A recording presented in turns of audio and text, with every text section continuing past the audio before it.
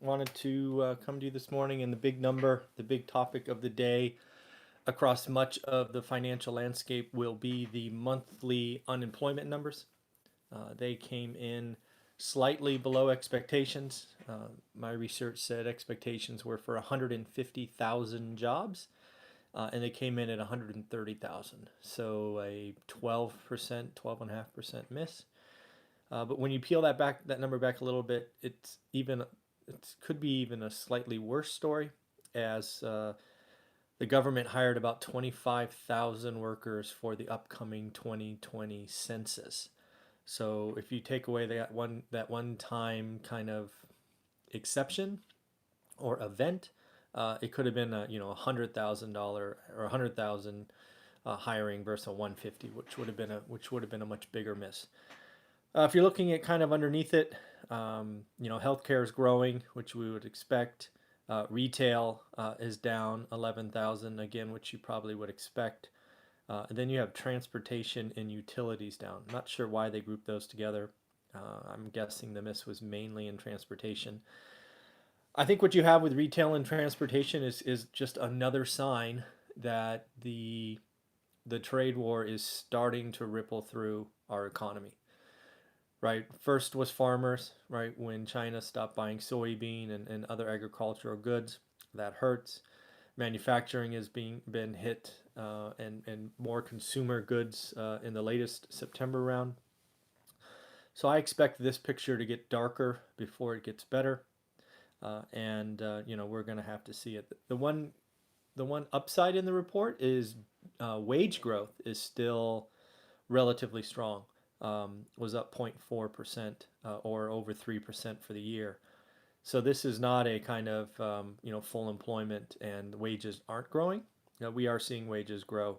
And I guess the last number that everybody's going to talk about is unemployment stayed at 3.7%. So didn't uptick just yet.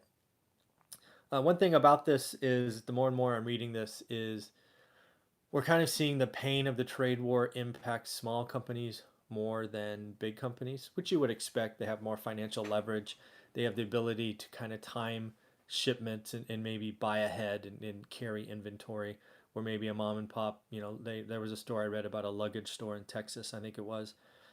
And they've been in business for 50 years, only game in town, and this trade war and price rises because they got hit by two different tariff increases is could take them out of business. So we're starting to see some of that, which is not good, not good for the economy, I don't think. Another article I read is there's a gentleman that used to run PIMCO, one of the largest bond funds, if not the largest bond fund out there. And this is Mohammed El Ararian. I'm sure I'm mispronouncing that. I'm sorry. But basically, he is saying bonds used to be a core anchor for many portfolios.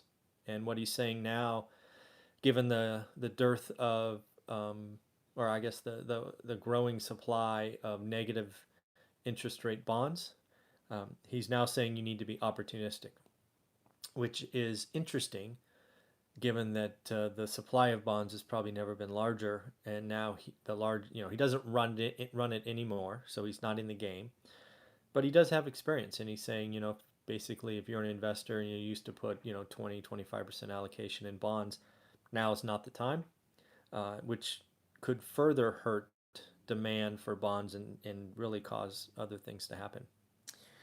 The other thing I saw was the UK economy officially shrank for their first quarter. They're saying that with one quarter in, if another one happens, it's officially a recession for the UK. We saw this in Germany. I think I reported that about a month ago. So you see further cracks in the UK or in the Europe economy, which again just goes to show you that we are an integrated world economy, and this could be a slow train wreck that catches us, right? It's hard to think, the largest economy on the planet could avoid this if the ones underneath it are getting hurt. So just another sign out there. And then the last one is actually what in the Silicon Valley is referred to as a unicorn company. What those are small, relatively small software often or service technology companies, and they were getting billion-dollar valuations from VCs and throwing parties and all of these things. I think Uber, I think Lyft, I think there's been others that have gone. Well, this one's been WeWork. We've talked about it a couple of different times now. Just yesterday, I talked about them having to slash their IPO target from 45 billion to 25 billion. Today, I read that they are seriously considering canceling their IPO because of lack of demand. And unfortunately, when reading the article, I don't think they have a choice. I think they have to go public, even at a lower valuation, because I think they're going to run out of money, which is interesting. But again, I think this is not about WeWork. I think this is about other technology companies that could potentially be impacted, and we'll see about their valuations. All right, take care. Thanks.